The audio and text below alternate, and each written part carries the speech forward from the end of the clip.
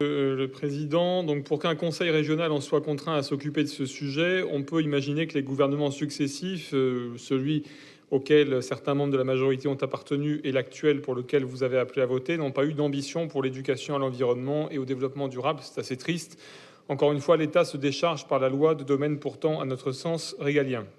Aujourd'hui, au bout de 2 ans et demi de mandat, vous-même, vous vous réveillez et dites qu'il faut éduquer à l'environnement au niveau régional. Parler, éduquer, sensibiliser, c'est bien, mais ce n'est qu'une partie du problème. On aimerait aussi vous entendre sur les sujets concrets liés à l'environnement dans l'actualité. Nous sommes favorables à l'action sur l'écologie. Or, on ne vous entend pas, par exemple, sur les pollutions de certaines usines de notre région ou des régions limitrophes qui ont des conséquences dans notre région, notamment dans mon département du Gard, mais aussi ailleurs dans notre région. Du point de vue des pollutions, je note que vous émettez dans cette note certaines pollutions graves se déroulant pourtant régulièrement, celles de vos amis squatteurs d'extrême gauche, comme ceux de Notre-Dame-des-Landes, qui ont dégueulassé tout un secteur pendant des mois. Expliquerez-vous aux enfants qu'il ne faut pas le faire, ou est-ce que, comme les occupations de fac, vous encouragerez?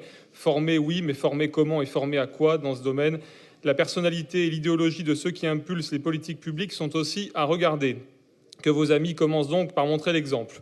On peut aussi parler des pollutions et des déchets occasionnés par certains campements roms qui saccagent des stades, des zones naturelles, agricoles de notre région. Expliquerez-vous que nous devons mettre un terme à ce genre de comportement, comme aux campements de clandestins qui sont inadmissibles et polluent la nature grâce aux associatifs d'extrême gauche, en plus d'être une provocation et une défiance vis-à-vis des gouvernements. Vous oubliez aussi d'évoquer dans la dégradation de l'environnement la mondialisation que vous soutenez et appelez de vos vœux, alors que le Front national défend, lui, concrètement les circuits courts, ainsi que l'immigration massive qui a des conséquences sur notre environnement, notamment par les pollutions liées aux nombreux déplacements induits.